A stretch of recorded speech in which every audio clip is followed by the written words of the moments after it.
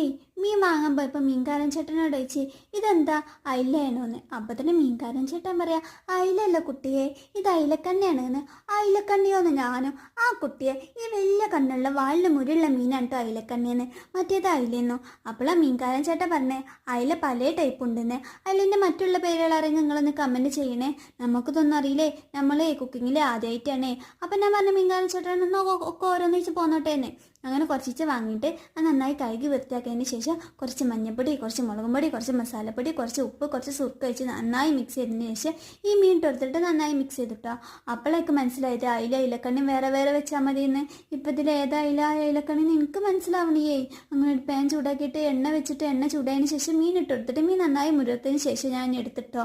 എന്നിട്ട് ചൂടാറിയതിന് ശേഷം ഓരോന്നിൻ്റെ നുള്ളി തിന്ന് നോക്കിയിട്ടോ. കാരണം അയിലക്കണ്ണിയാണെന്ന് എനിക്ക് മനസ്സിലാവണേ. അയിലക്കണ്ണി ഒന്നും കൂടി സോഫ്റ്റ് ആണെന്നിട്ട് കേട്ടോ. അപ്പോഴാണ് എനിക്ക് മനസ്സിലായതേ.